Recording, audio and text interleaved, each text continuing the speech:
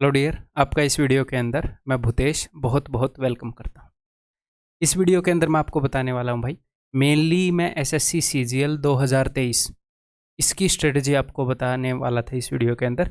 लेकिन सीजीएल हो, सीएचएसएल हो या एसएससी के जितने भी एग्ज़ाम्स हैं, इनकी वे ऑफ प्रिपरेशन, इनकी तैयारी करने का तरीका सेम ही है। तो वो मैं डिटेल में डिस्कस करूँगा, सारे सब्जेक्ट्स के बारे में आपको बताऊँगा। मैं आपको कंटेंट बताऊँगा, कहाँ से पढ़ना है, कैसे पढ़ना है, जो भी ज़रूरी बातें हैं वो सारी चीज़ें बताऊँगा, ठीक है? और मैं आपको लिमिटेड कंटेंट बताऊँगा, टू द पॉइंट कंटेंट बताऊँगा।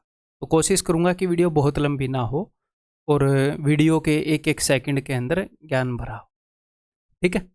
तो कंप्लीट प्रिपरेशन प्लान मैं यहाँ पर आपको बताने वाला हूँ। संक्षेप में बताने की कोशिश करूँगा, लेकिन वो कंप्लीट होगा, उससे बाहर आपको कुछ भी करने की ज़रूरत नहीं है। तो आप इस वीडियो को देख रहे हैं तो आपको अटेंशन से देखना चाहिए, फोकस करके देखो है, बाकी चीज़ों को हटाकर, ताकि आप सारी बातें रिटेन कर पाओ और बीच में आप स्क्रीनशॉट भी ले लो। जब मैं एक पेज के ऊपर लिख दूँ आगे ऐसे पेज के ऊपर बहुत सारी बातें लिखी हुई हैं, तो आप उनका स्क्रीनशॉट भी ले लो, ठीक है? तो प्रिपरेशन के स्टार्टिंग से लेकर एंड तक, अगर कोई ऐसे बच्चे भी हैं जिन्होंने आधी प्रिपरेशन कर ली है, हैं जो अभी सीजीएल 2022 के टियर 2 तक गए थे, तो उनको भी मैं साथ में लेकर चलूँगा। हर एक लेवल के बच्चे को साथ लेकर चलूँगा। कंप्लीट प्रिपरेशन होगी। आप बीच में से उठा लोगे, अच्छा यहाँ तक मैं पहुँचा हूँ, इसके आगे मुझे ये चीज़ें करनी, ठीक है भाई? तो और हाँ, एक और बात कि कुछ स्टूडेंट्स ऐसे हैं जो ऐप के अंदर कोर्स के थ्रू पढ़ रहे हैं और कुछ स्टूडेंट ऐसे हैं जो मेरे से यूट्यूब के ऊपर पढ़ रहे हैं, यूट्यूब की जो वीडियोस हैं। तो दोनों तरह के स्टूडेंट्स को मैं साथ लेकर चलूँगा, ठीक है? उन वो स्टूडेंट्स भी एक वीडियो की डिमांड कर रहे थे कि बचे हुए टाइम को कैसे मैनेज करें, तो वो सारी बातें भी मैं साथ के साथ बताता चलूँगा। और यूट्यूब से अगर आप तैयारी कर रहे हो, वो सारी बातें भी मैं साथ के साथ बता के चलूँगा। कुछ ऐसे स्टूडेंट होंगे, कुछ सब्जेक्ट कोर्स से कर रहे हैं, कुछ यूट्यूब से कर रहे हैं, तो आपको क्लियर कट अंडरस्टैंडिंग मिलती जाएगी। मिनिमम टाइम में आपको सब कुछ समझ आता जाए। तो स्टार्ट करें भाई। और एक और बात आगे बढ़ने से पहले बता दूँ, एक छोटी सी, जैसे अभी जब मैं ये वीडियो बना रहा हूँ हैं, तो दिन में काफ़ी काम करने पड़े और उसके बाद मेंटली थोड़ा सा थका हुआ और फिजिकली थोड़ा सा थका हुआ हूँ। जोश से नहीं लग रहा क्या?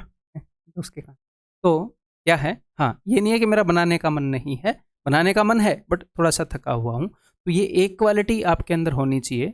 ज़िंदगी में किसी भी आदमी ने कुछ थोड़ा सा भी अचीव किया है, तो ये क्वालिटी होती है कि मन करे या ना करे, फिजिकली या मेंटली, अगर बेशक से आप एग्जॉस्टेड हो, जो आपको काम करना है एटलीस्ट उसे आधा घंटा या 1 घंटा आप करो। उसके बाद अपने आप मन लग जाएगा, है? और अब देखो एनर्जी अपने आप मेरे अंदर आ गई है। जब ये स्टार्ट किया तो पहले ये लग रहा था यार कैसे, ठीक है? तो ये एक क्वालिटी ध्यान रखना कि मन करे या ना करे, हम वो करेंगे जो हमें करना चाहिए। हम वो नहीं करेंगे जो हमारा मन कर रहा है, नहीं, जो हमें करना चाहिए उसमें इंटरेस्ट लेने की कोशिश करेंगे। आपकी तैयारी के अंदर ये बहुत ज़्यादा काम आएगी। जब आप पढ़ रहे होगे तो, और आप थक गए होगे और उस वक्त अगर कोई डिस्ट्रैक्शन आपके सामने आ गई, भले ही इस रूप में आ गई कि व्हाट्सएप का नोटिफिकेशन आ गया, इंस्टाग्राम का नोटिफिकेशन आ गया, या इस रूप में आ गई किसी दोस्त ने मूवी वगैरह के लिए बोला या किसी भी काम के लिए बोला, तो डिस्ट्रैक्शन जब आपके सामने आती है, जब आपका मन थका हुआ ना हो, तो आप गिव अप नहीं करते। जब थका हुआ है तो आप गिव अप करते हो। तो जब मन ना करे लेकिन ये काम करना है, तो ये याद कर लेना कि मेरे ये काम के करने ना करने से क्या अंतर आ सकता है मेरी लाइफ में, मेरे घर वालों की लाइफ में, है? फिर शायद आप ठीक डिसीजन ले पाओ, ठीक है? चलिए जी। तो सबसे पहले कई ऐसे बच्चे होंगे जो सिलेबस और पैटर्न के बारे में बहुत ज़्यादा मान लो ना जानते हों, बिल्कुल ही बिगिनर हों। तो जो बिगिनर हैं उनको मैं यहाँ पर सिलेबस और पैटर्न तो नहीं बताऊँगा, वो आप नोटिफिके या फिर एक बार बता ही देता हूँ। एक बार बेसिक सा बता देता हूँ जल्दी से कि भैया 4 सब्जेक्ट हैं, मैथ, इंग्लिश, रीजनिंग और जीके, ठीक है मेरे भाई? इनके टोटल नंबर ऑफ क्वेश्चंस जो हैं वो 25-25 आते हैं। प्री की मैं बात कर रहा हूँ। और हर एक क्वेश्चन 2 मार्क्स का होता है। तो जो मार्क्स हैं वो हर एक सब्जेक्ट के 50-50 मार्क्स होंगे।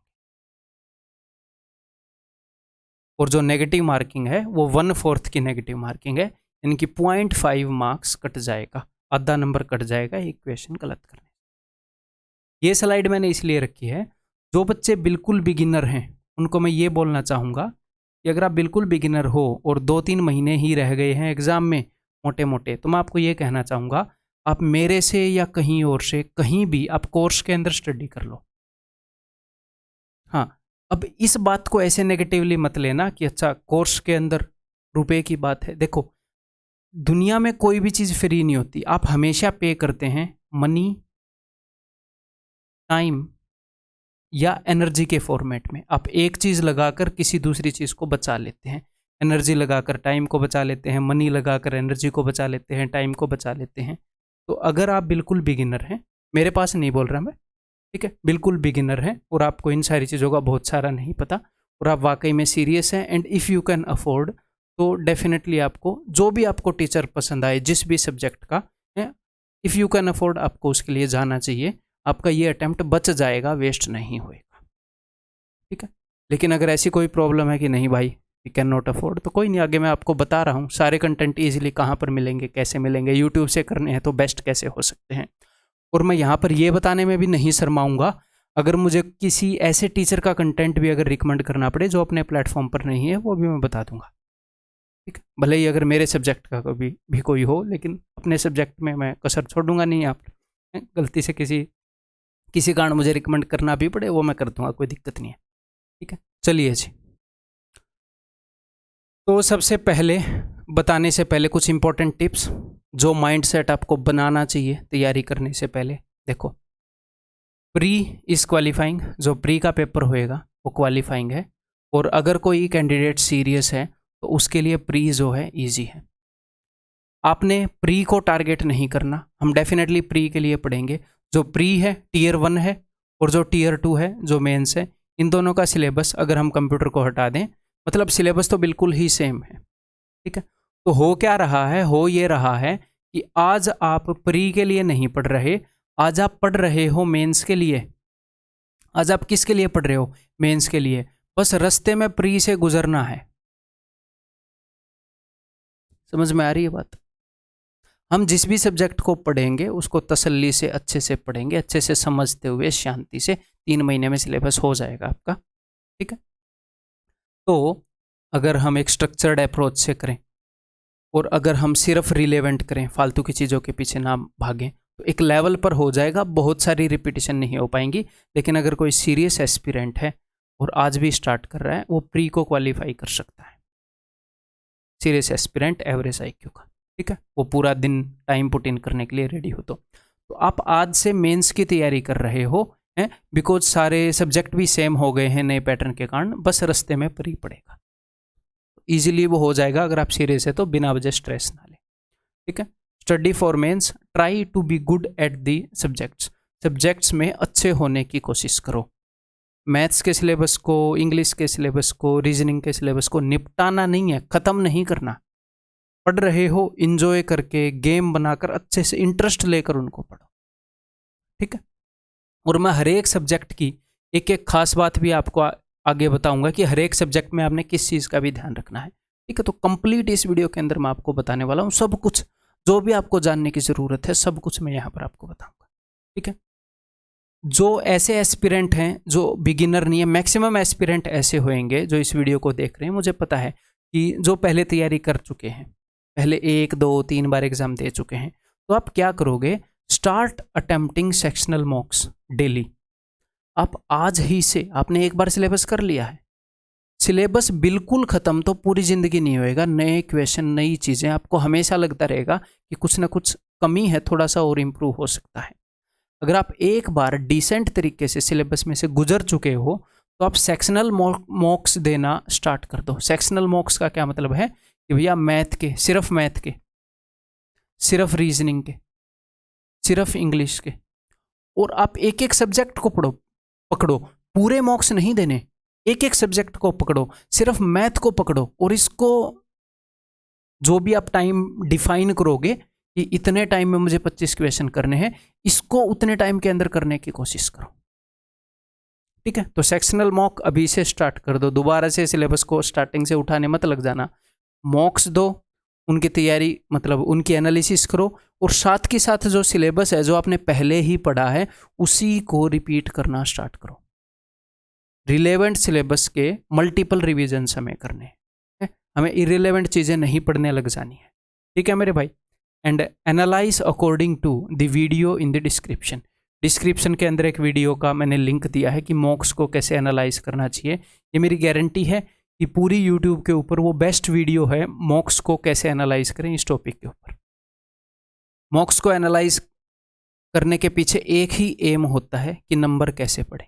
नंबर बढ़ाने का एक ही तरीका है, ठीक तरीके से एनालाइज करें और उसका ठीक सॉल्यूशन मिल जाए, जो हमारी गलतियां पहचाने और उन गलतियों का सॉल्यूशन मिल जाए। तो वो मैंने उस वीडियो के अंदर बता रखा है। ये वीडियो देखने के बाद वीडियो के डिस्क्रिप्शन में चले जाना, कई सारी वीडियोस के लिंक दूंगा अभी धीरे धीरे, ठीक है भाई। आप इनके स्क्रीनशॉट भी लेंगे जब मैं पूरे के ऊपर लिखना बंद कर दूंगा तब। जो नए एस्पिरेंट्स हैं, हो सकता है पहली बार ही पेपर को दे रहे हैं या एक बार पेपर को दे दिया लेकिन उतने अच्छे से इस पैटर्न को नहीं समझ पाए हैं, तो आप लोगों को बता दूं कि भैया आपको रिलेवेंट मटेरियल करना है और उसके मल्टीपल रिविजन्स करने हैं। इन चीज़ों से नहीं डरना है कि डिफ़िकल्ट क्वेश्चन करने से नहीं होती है चीज़ें होती हैं हर एक चीज़ को अच्छे से समझने से। फिर डिफ़िकल्ट क्वेश्चन डिफ़िकल्ट नहीं होता हमारे सामने, बस थोड़ा सा उसमें टाइम लगता है करने में, ठीक है। And start मॉक्स after 50% syllabus. तो जो नए एस्पिरेंट हैं, आप रिलेवेंट मटेरियल करिए, मैं आपको बताऊंगा रिलेवेंट मटेरियल, उसी के मल्टीपल रिविजन्स करने हैं एग्जाम तक जितने रिवीजन हो। और जैसे ही आपका 50% सिलेबस खत्म हो जाए तो यही आपने मॉक टेस्ट जो हैं वो स्टार्ट कर देने हैं सेक्शनल, ठीक है। सेक्शनल मॉक्स आप कहाँ से दोगे? तो इवन कोचिंग सेंटर की ऐप है, इसके अंदर मैंने फ्री मॉक्स अवेलेबल करवा रखे हैं। उन्हीं को आप ऐसे भी दे सकते हो। 25 फुल फ्लेज मॉक अवेलेबल करवा रखे हैं। टाइम लगेगा तो और भी बनवा के अवेलेबल करवा दूंगा, ठीक है। ये आपके लिए फ्री है, ये मेरे को फ्री में नहीं पड़े हैं। जहाँ से मैंने डेवलप करवाए हैं, टाइप वाइप करवाए हैं सब कुछ, तो फॉर्मेटिंग वगैरह वहाँ पर मुझे रुपए देने पड़े हैं। तो फ्री मटेरियल को ये मत सोचना, चाहे मैं आपसे किसी मटेरियल का 1 रुपया ले रहा हूँ या 0 रुपये ले रहा हूँ, मैं हर एक मटेरियल को एक लेवल का बनाकर ही आपके सामने पेश करता हूँ, ठीक है। सबसे ज़्यादा अगर मैं कदर करता हूँ, मैं आपके वक्त की करता हूँ कि आपकी जवानी का आधा साल, 1 साल, 2 साल मेरी वजह से वेस्ट नहीं होना चाहिए भैया, समझ रहे हो। रुपए तो बहुत सेकेंडरी चीज़ है वेस्ट कराना किसी के, उसकी जवानी के 2 साल वेस्ट करा दो इम्पोर्टेंट, उसको बहुत ज़्यादा नुकसान होएगा, इससे बंदे को पूरी ज़िंदगी 2 साल पीछे चली जाएगी, ठीक है। तो जो ऐप के अंदर मॉक्स अवेलेबल हैं वो उसी क्वालिटी के अवेलेबल हैं जैसे पेपर एसएससी में आते हैं, ना उससे ऊपर ना उससे नीचे, ठीक है भाई। ना वो डिफिकल्ट है ना वो इजी है, जैसे एसएससी में आते हैं डिट्टो वही पेपर हैं।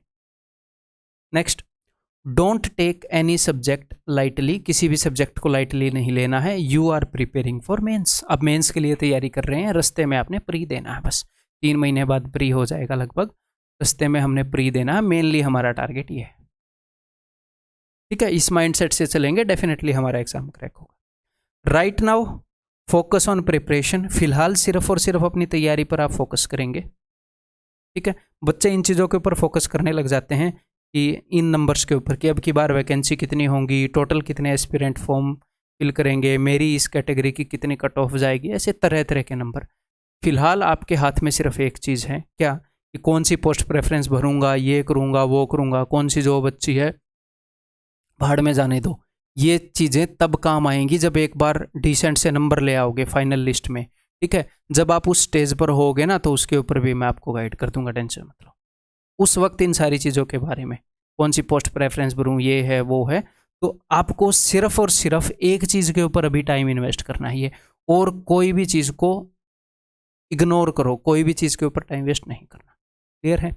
Next, just focus on. ये मैं मोटी मोटी आपको बातें बता रहा हूँ कि जब हम प्रिपरेशन करेंगे तो इन सारी बातों का ध्यान रखना है। ये मैं आपको रास्ते में बताने के बजाय मैं आपको पहले ही बता रहा हूँ। 1 महीना के बाद मैं आपको यूट्यूब पर आकर बताऊँ, मैंने पहले ही बता दिया कि अपने माइंडसेट को ऐसा बना लो।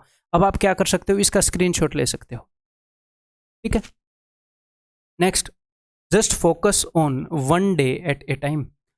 आपने सिर्फ और सिर्फ एक दिन के ऊपर फोकस करना है। कई बार क्या होता है, इतना सारा सिलेबस देखकर ओवरवेल्म हो जाते हैं, मैं भी हो जाता हूँ, सब हो जाते हैं। जब हमारे सामने एक बड़ा सा गोल होना, इतना काम करना है, पेट खराब हो जाता है, मजाक कर रहा हूँ।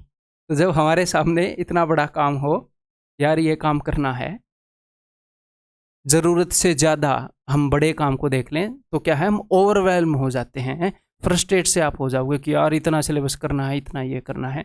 तो मेरे भाई आज के दिन आज का काम कर लो बस, कल के दिन कल का कर लेना, परसों के दिन परसों का कर लेना। जो सिलेबस है सबके लिए ज़्यादा है और जो प्रोग्रेस है वो सभी की स्लो ही होएगी, किसी की प्रोग्रेस फास्ट नहीं होएगी। ठीक है, तो कई लोग बोल देते हैं ना मैंने 30 दिन में सारा मैथ कर लिया, 35 दिन में सारा मैथ कर लिया, वो झूठ बोल देते हैं। वो एग्ज़ाम से 25 दिन पहले नहीं लगे थे, उन्होंने बहुत पहले 25 दिन में पूरा मैथ किया, उसके बाद उन्होंने बहुत सारे मॉक टेस्ट दिए हैं, तो वो भी तो प्रिपरेशन में काउंट होएंगे ना। तो प्रोग्रेस स्लो ही होएगी, तो अपने ऊपर ज़्यादा बर्डन मत डाल देना। बस ये देखना कि रोज़ के रोज़ काम कर रहे हो, लाइब्रेरी में बैठ के या घर पे बैठ कर पढ़ रहे हो। ठीक है, progress will be slow and good things and permanent results take time. अगर कोई बढ़िया चीज़ अचीव करनी है या कोई परमानेंट रिजल्ट अचीव करना है कि भैया जब भी आप मॉक दो बढ़िया नंबर, अगला मॉक दिया बढ़िया नंबर, अगला मॉक दिया बढ़िया नंबर, परमानेंट रिजल्ट्स लेने में टाइम लगता है। ठीक है, बी काम, every aspirant is going through same situations. आप अगर बीच में तैयारी के कारण अप एंड डाउन आए, मैं ये नहीं बोल रहा कि आपकी तैयारी के दौरान आप ऐसे ही चलोगे, आप ऐसे ही चलोगे, नहीं, आपकी तैयारी के दौरान ऐसे चलोगे, आप ऐसे चलोगे, up down up down up down. मान लो आपका स्कोर ज़्यादा आ रहा है मॉक में, अगले कुछ मॉक्स के अंदर कम आ जाए, ऐसे चलोगे। ये गारंटी है, दुनिया का कोई बंदा नहीं है किसी भी फील्ड के अंदर जो इस ग्राफ से बच पाया हो और ना ही आगे बच पाएगा। ज़िंदगी चलती ही ऐसे है। तो एटलीस्ट आपको पता होगा, तो जिस दिन आप डाउन होंगे उस दिन आपको ये तो पता चल जाएगा कि कोई नहीं नॉर्मल है, मैं अकेला नहीं हूँ, इस सिचुएशन में हर एक बंदा आता है। ठीक है भाई, रूटीन डेफिनेटली टूटेगा, हैं टाइम टेबल आप बनाते हो और बहुत ज़्यादा टाइम टेबल नहीं बना देने हैं। 6 AM गेट अप, 6:15 ब्रश कर लिया है, बहुत ज़्यादा टाइम टेबल नहीं बनाने हैं। टाइम टेबल डेफिनेटली आपका टूटेगा, बस आपको करना क्या है, जल्द से जल्द उसको वापस बनाना है और 2 दिन लगातार मिस नहीं करना कि आज भी पढ़ाई नहीं हुई और कल भी पढ़ाई नहीं हुई, फिर वापस से पढ़ाई पर आ नहीं पाओगे। ठीक, एक वीक के अंदर एक दिन आपको रेस्ट लेना है। रेस्ट लेने का मतलब क्या है, आप उस दिन मॉक टेस्ट वगैरह दे सकते हैं या फिर कुछ ऐसा काम कर सकते हैं पढ़ाई के रिगार्डिंग, थोड़ा सा 2-3 घंटे का, 4 घंटे का, जो करने में आपको मज़ा आता हो, वो कैब करने में मज़ा आता हो, जो भी करने में मज़ा आता हो। उस दिन थोड़ा सा बर्डन से फ्री रखो अपने दिमाग को। अगर आप ये काम नहीं करोगे तो 2-3 महीने के अंदर आप फ्रस्ट्रेट हो जाओगे। जो लास्ट का 1 महीना है तब आप देख लेना, हफ्ते में 1 दिन की छुट्टी लोगे, आधे दिन की लोगे या नहीं लोगे, अभी से लो 1 दिन की। ठीक है, बढ़िया है आपके ब्रेन के लिए। और 45 मिनट्स रोज़ अपना फेवरेट एक्टिविटी करो डेली। ठीक है, जिम जाओ, योगा करो, बुक पढ़ो, जो भी आपको अच्छा लगता है। कोई सीरीज़, वेब सीरीज़ आप देख रहे हो, इंग्लिश में देख लेना, जो भी आपको अच्छा लगता है। दोस्त, घर वालों से बातें करना, साथ बैठना, जो भी आपको अच्छा लगता है, ये टाइम आप डेफिनेटली निकालेंगे, ये तैयारी पर इम्पैक्ट करेगा। ठीक है, आपको ये नहीं फील होना चाहिए कि आप जंगल में आ गए तपस्या कर रहे हैं। ठीक है, बस रेगुलरली हम पढ़ रहे हैं 7-8 घंटे। ठीक है, और थोड़े से भी फैमिली के साथ उठ बैठ रहे हैं, दोस्तों के साथ थोड़ी बातें हो रही हैं, तो मन लगा रहेगा, आप लंबे टाइम तक ये काम कर पाओगे। ऐसा रूटीन होना चाहिए कि लंबे टाइम तक चल पाए। ये ऐसा गेम नहीं है कि हनुमान जी की तरह पूरा पहाड़ उठा लिया और पूरा पहाड़ शिफ्ट कर दिया ना।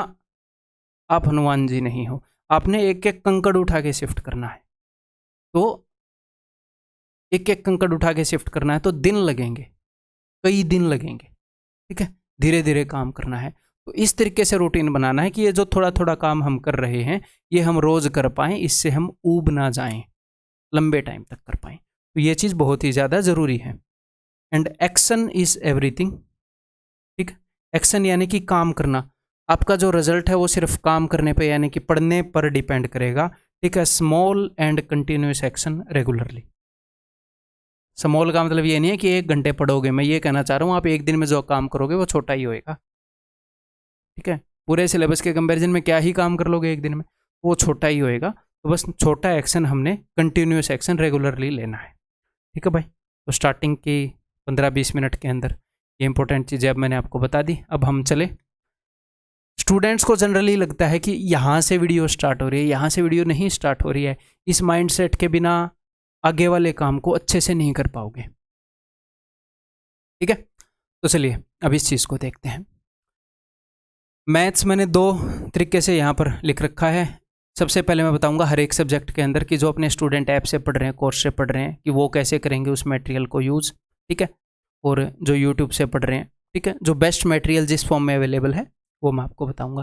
तो जो स्टूडेंट फिलहाल टीयर 2 बैच के अंदर एनरोल्ड थे उनको मैं बोलूँगा keep repeating the same content and attempt section wise mock test, sectional test जिनको मैं बोल रहा हूँ, to develop strategy for each subject, ठीक है। फॉर लिख लेना है यहाँ पर, स्ट्रेटजी फॉर ईच सब्जेक्ट। जो टीयर 2 बैच में फिलहाल थे, जो पिछले साल टीयर 2 की तैयारी कर रहे थे, कुछ नया करने की ज़रूरत नहीं है। फाउंडेशन बैच में भी बेशक से एनरोल मत करना आप उसी बैच को रिपीट करते रहो, उसी के वीडियोज़ को, उसी के पीडीएफ्स को, ठीक है। अगर आपके पास फाउंडेशन बैच है तो बहुत बढ़िया, फिर आप फाउंडेशन बैच को ऐसे करते रहो, ठीक है मेरे भाई। और सेक्शन वाइज टेस्ट देते रहो। बस आप लोग अपनी अटेम्प्टिंग स्ट्रेटजी पर ध्यान दो। जो मैंने आपको बोला है, वीडियो के डिस्क्रिप्शन में एक वीडियो का लिंक है, उसकी बातों को अप्लाई करना मत भूलना, ठीक है। जो ऐसे बच्चे हैं जो फाउंडेशन बैच में है, यानी कि वो वाला बैच जो बेसिक बैच है, टीयर 1 प्लस टीयर 2 का कंप्लीट बैच जो मैथ का अपना है, तो आपने क्या करना है, एटलीस्ट एक बार तो सिलेबस कंप्लीट करना ही है। ये मैं कहना चाह रहा हूँ उन बच्चों के लिए, कई फ्रेशर बच्चे होंगे जो इस साल, मतलब जो अभी स्टार्ट करेंगे तैयारी को, या पिछले 1 महीने में तैयारी स्टार्ट करी है, ठीक है, उनको कि भैया एटलीस्ट आप एक बार सिलेबस कंप्लीट कर लें।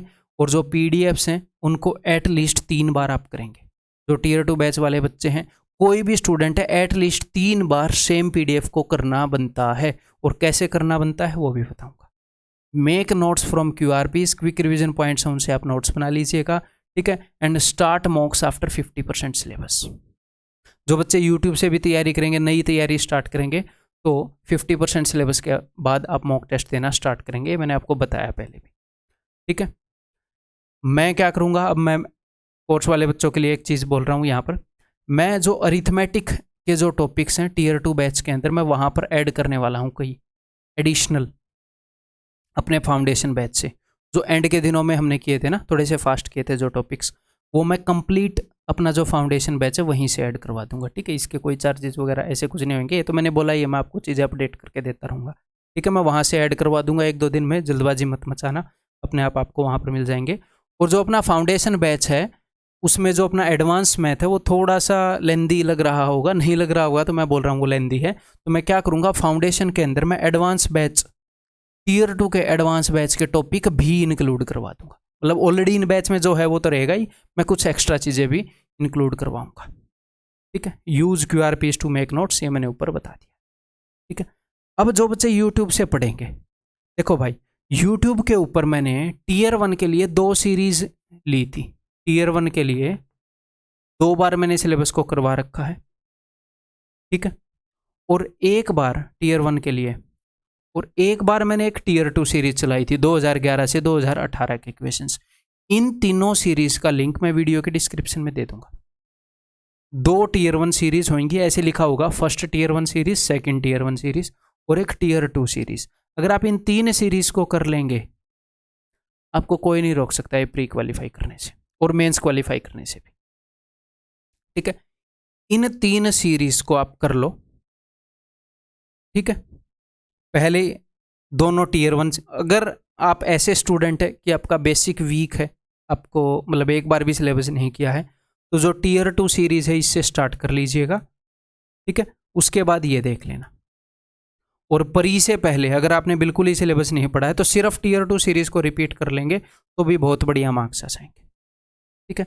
और ये इसके अंदर कोई कॉम्प्रोमाइज़ नहीं है, ये मत सोचना इसके अंदर कोई कॉम्प्रोमाइज़ है, नहीं भाई। कॉम्प्रोमाइज़ होगा मैं बता दूंगा, इतनी हिम्मत रखता हूँ सच बोलने की, टेंशन मत लेना, ठीक है। 100% सारी चीज़ें आपकी कवर हो जाएंगी। और पीडीएफ को एटलीस्ट 3 बार आपने करना है विद सर्कल टेक्निक। अब ये सर्कल टेक्निक क्या है ये मैं आपको बता देता हूँ। देखो, आपने करना क्या है मेरे भाई,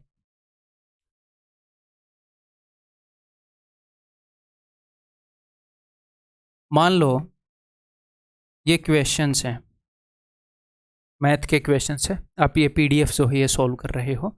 आपने पहला क्वेश्चन किया, हो गया। दूसरा क्वेश्चन किया, नहीं हुआ, तो आपने सर्कल लगा दिया। आपने पहली बार वीडियो देखी, उसके बाद आप पीडीएफ सॉल्व कर रहे हो। जब आप वीडियो देखोगे एक बार तो सॉल्व आप तब कर लोगे, वीडियो को पॉज करके मेरे सॉल्व करने से पहले। उसके बाद आप समझ लोगे तो 2 बार सेम चीज़ आपके दिमाग से गुजर चुकी होगी। उसके बाद जब आप PDF करोगे, तीसरी बार कर रहे होगे, बट मैं इसको पहली बार ही काउंट कर रहा हूँ, या पहली बार ही कर रहे हो PDF को, तो ठीक है। तीसरा क्वेश्चन किया, हो गया। चौथा क्वेश्चन किया, नहीं हुआ। पांचवा क्वेश्चन हो गया, छठा हो गया, सातवां नहीं हुआ। जब आप अगली बार आए तो जो भी क्वेश्चन नहीं हुआ आपने उसको सर्कल लगा दिया। अगली बार आए तो दूसरा क्वेश्चन आपसे हो गया तो आपने सर्कल को रब कर दिया। ये सर्कल जो है ये पेंसिल से लगाने हैं। फिर हो सकता है तीसरा क्वेश्चन नहीं हुआ तो सर्कल लगा दो। पहले हो गया था सर, पहले हो गया था तो बाद में क्यों नहीं होगा, हो जाता है, ऐसा आम बात है, ठीक है। फिर मान लो चौथा क्वेश्चन फिर से नहीं हुआ तो एक और सर्कल लगा दो। क्यों? क्योंकि दूसरी बार है जब इसने परेशान किया था। हालांकि आपने खुद ट्राई किया और ये नहीं हुआ, उसके बाद आप सॉल्यूशन देखोगे, बट खुद ट्राई करने से तो नहीं हुआ था ना, तो सर्कल लगेगा। पांचवा क्वेश्चन किया, हो गया, हो गया। सातवां क्वेश्चन किया, सपोज हो गया, तो आप रब कर दोगे, ठीक है। उसके बाद दोबारा आप तीसरी बार जब PDF को कर रहे हो गया, हो गया। मान लो तीसरा क्वेश्चन जो है ये हो गया, ठीक है। चौथा क्वेश्चन जो है ये भी हो गया, तो एक सर्कल को रब करोगे। अभी एक बार की वो उतरी नहीं है ना चीज। एक बार ऐसा था कि जब ये नहीं हुआ था, 2 बार नहीं हुआ था, एक बार ही हुआ अभी। तो जब नेक्स्ट टाइम आप आओगे चौथा क्वेश्चन, तब एक बार फिर से हो जाएगा, तो फिर आप रब करोगे। इससे क्या होगा, आपकी जो PDF है वो कस्टमाइज हो जाएगी आपके अकॉर्डिंग। पेपर के पास जिन क्वेश्चंस के ऊपर सर्कल लगे होंगे या जिन क्वेश्चंस के ऊपर निशान लगे होंगे, भैया पेंसिल से सर्कल लगाओगे तो गड्ढे तो बन ही जाएंगे, हैं? तो उनके ऊपर आप स्पेसिफिक ध्यान दे लोगे, या फिर सिर्फ जिनके ऊपर सर्कल लगे हैं उनके ऊपर आप ध्यान दे लोगे। क्यों? क्योंकि ये वो क्वेश्चन थे जो अटक रहे थे। तो परसेंटेज की PDF निकालोगे और भैया देख लोगे कौन कौन से सर्कल थे उनके ऊपर। तो ना तो आपको अलग से क्वेश्चन लिखने पड़े। कई बच्चे क्या करते हैं, क्वेश्चन लिखते हैं, उसका सॉल्यूशन लिखते हैं। इतना ज़्यादा टाइम मत वेस्ट करना भैया, मेरे हिसाब से वो टाइम वेस्टेज ही है, ठीक है।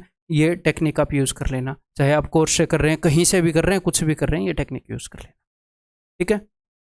सेक्शनल मॉक्स फ्रॉम E1 ऐप, ये मैं बता चुका हूँ। नेक्स्ट, अब हाँ, मैथ की एक खास बात बताता हूँ। मैथ की खास बात क्या है कि मैथ और रीजनिंग को बच्चे, बिकॉज इंग्लिश जो है उसके अंदर हड़बड़ी नहीं होती, आपके अंदर जल्दी करने की उतनी कोशिश नहीं करते, GK के अंदर भी नहीं करते।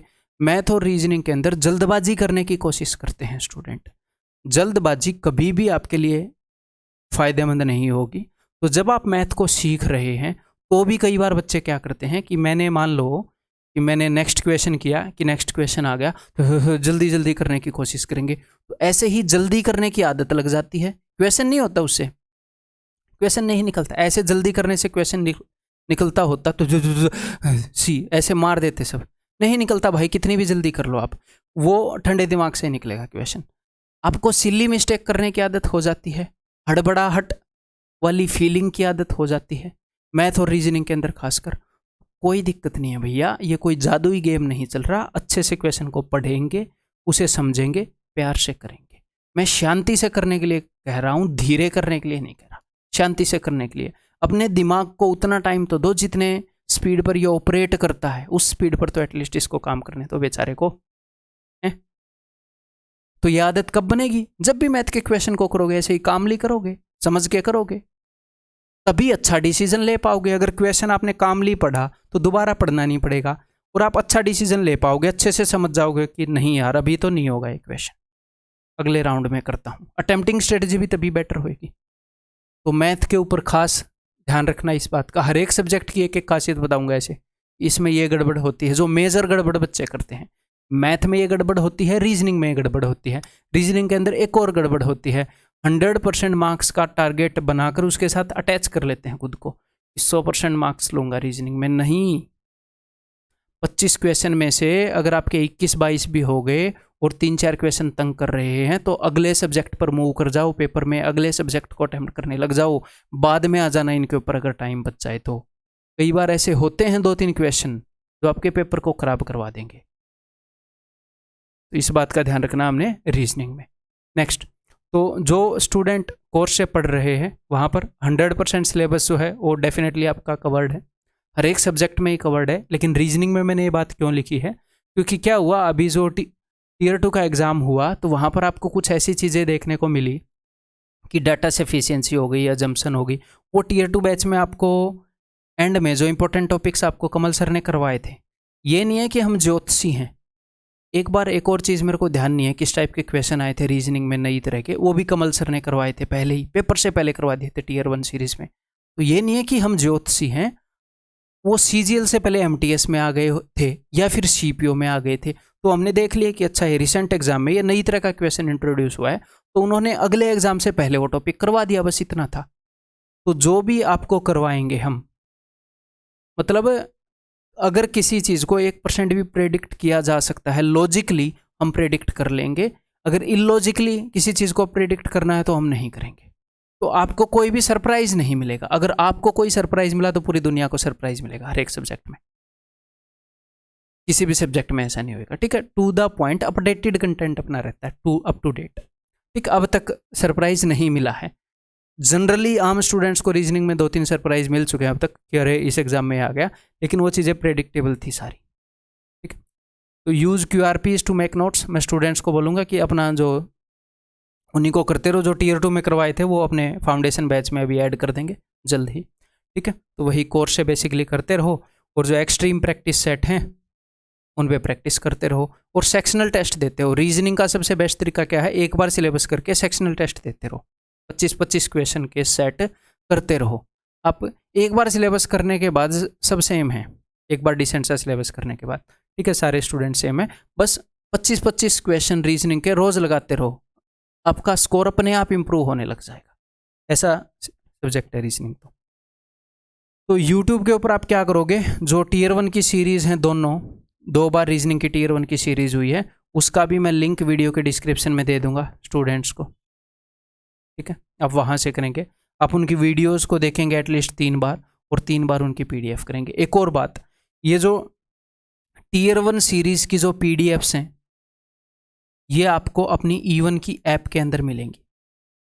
जो मैथ की हैं वो भी, जो मैं यहाँ पर आपको बता रहा हूँ टीयर 1 और टीयर 2 सीरीज़ कर लो, उनकी PDF आपको E1 की ऐप के अंदर मिलेंगी। E1 की ऐप के अंदर जो फ्री वीडियोस का फोल्डर है वहाँ पर मिलेंगी। फ्री वीडियोस के अंदर जब आप जाओगे तो मैं आज और कल में वहाँ पर ऐसे ही लिखवा दूंगा टीयर 1 सीरीज़ या रिवीजन फॉर टीयर 1। वहाँ पर थोड़े से फोल्डर्स में उंगली मारोगे आपको मिल जाएंगे, ठीक है मेरे भाई। Sectional मॉक्स from E1 app, again reasoning के लिए 25-25 क्वेश्चन ऐप के ऊपर अवेलेबल हैं। E1 ऐप से कर लो, यहाँ पर फ्री में अवेलेबल हैं, या फिर आप प्रीवियस ईयर पेपर्स को प्रिंट आउट निकलवा के कर लो, उनकी PDF से कर लो, कैसे भी कर लो, टेक्स्ट बुक पर कर लो, ओलिव बोर्ड पर कर लो, कहीं पर भी कर लो, ठीक है। यहाँ पर फ्री में अवेलेबल होंगे E1 कोचिंग सेंटर की ऐप में, उसके बाद रुपए वाले कर लेना आप जहाँ से भी करो, ठीक है। टोटली रिलेवेंट है, बढ़िया क्वालिटी के हैं, उसके साथ तो हम कभी भी कॉम्प्रोमाइज़ डेफिनेटली करेंगे नहीं। मटेरियल चाहे यूट्यूब पर दे रहे हो, कहीं पर भी दे रहे हो, ठीक है। Next English. तो अभी तक अपने पास फाउंडेशन बैच नहीं है सुनील जांगीड़ सर का, बिकॉज जब टीयर 2 का जब हम सिलेबस करवा रहे थे तो उस वक्त सुनील जांगीड़ सर ने ज्वाइन किया था हमें। बहुत ही बेहतरीन एक्सपीरियंस फैकल्टी है।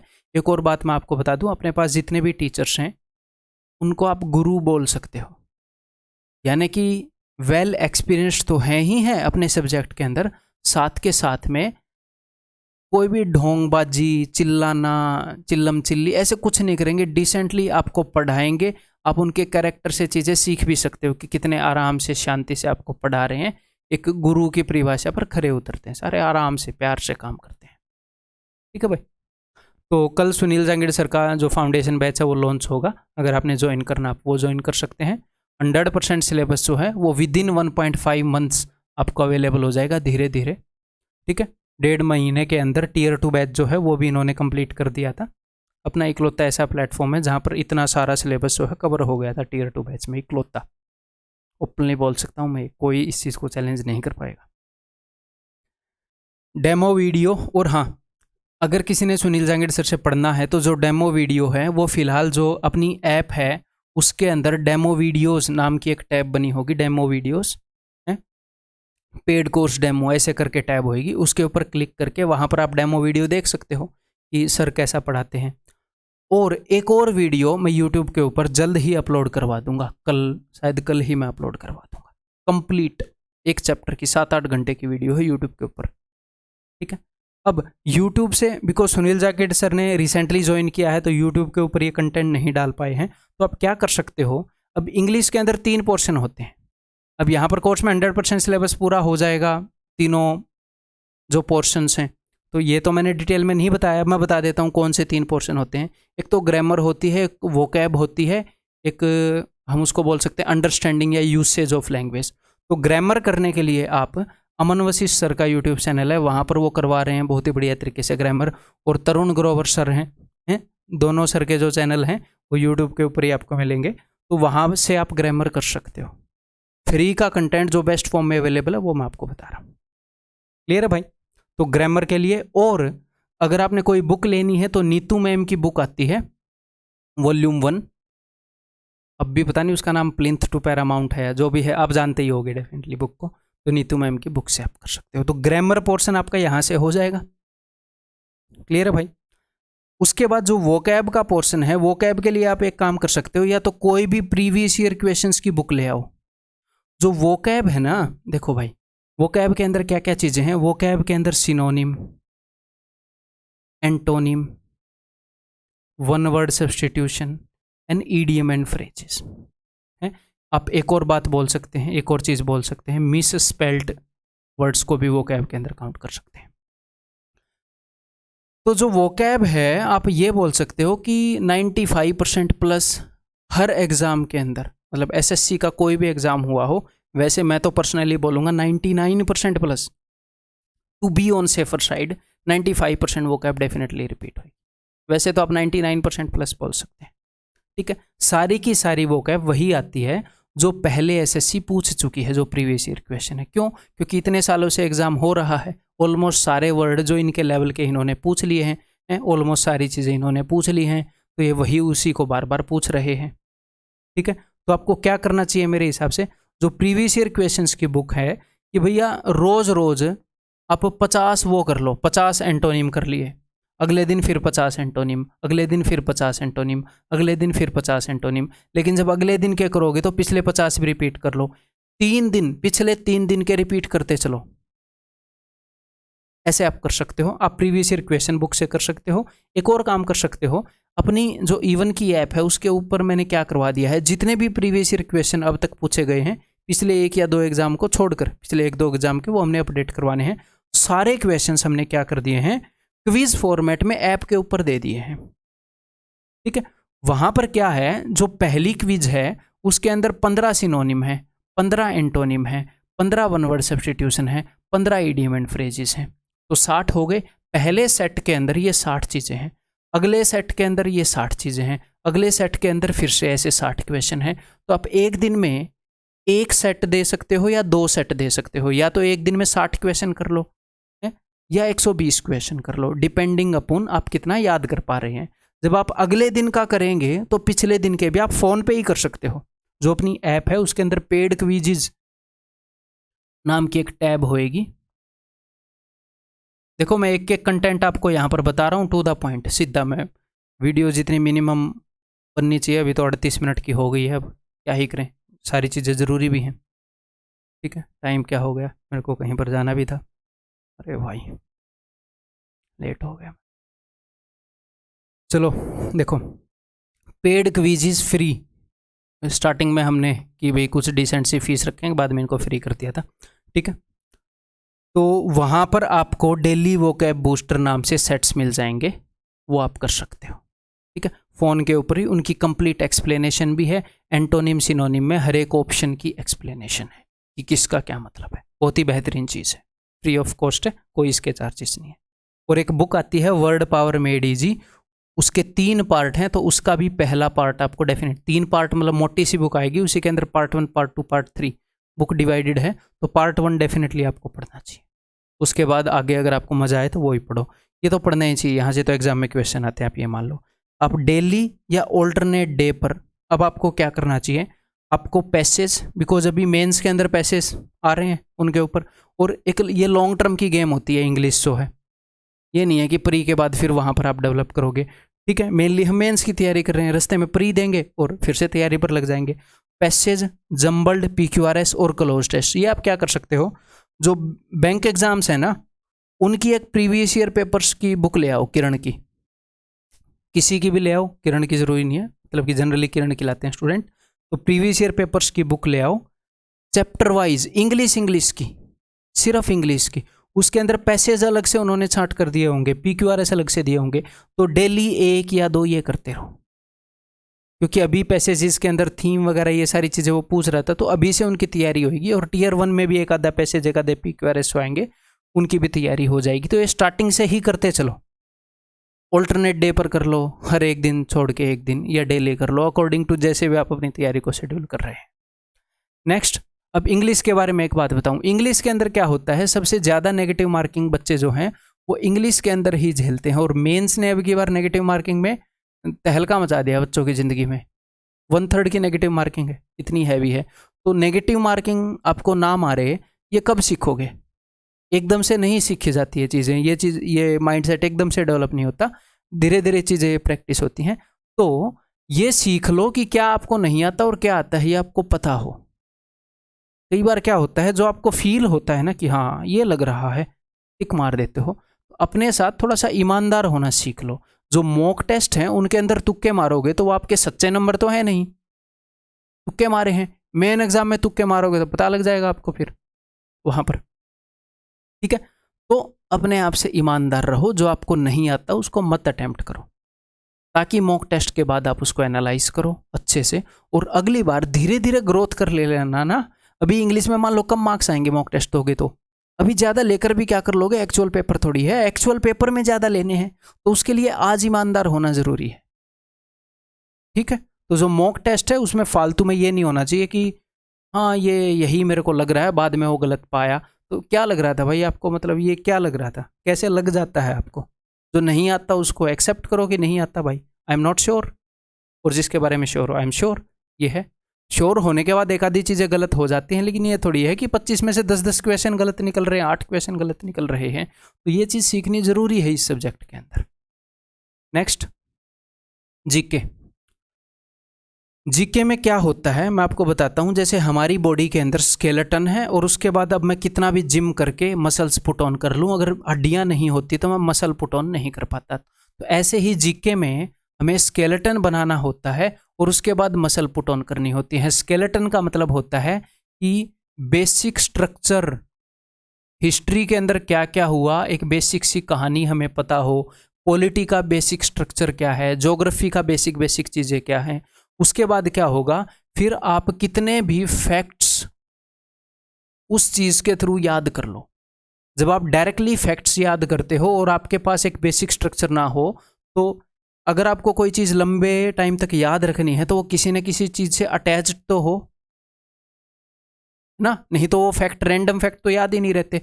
तो जब आपको एक बार बेसिक स्ट्रक्चर मिल जाएगा, सर बेसिक स्ट्रक्चर कहाँ से मिलेगा, आप कोई भी बुक ले सकते हो। बच्चे ल्यूसेंट की बुक लेते हैं, अरिहंत की, मनोहर पांडे की बुक आती है, या कोई भी कोर्स कर सकते हो।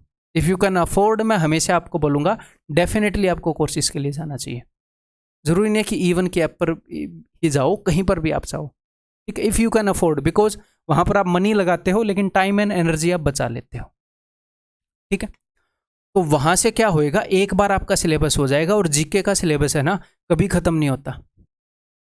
जीके वास्ट है, आज वास्ट है, कल भी वास्ट रहेगी। तो हमें ये चीज़ एक्सेप्ट करने में ही भलाई है कि ये वास्ट है, जो है वो है। तो इतनी सारी चीज़ों को याद करने के लिए, एक तो आप एकदम से याद नहीं कर सकते।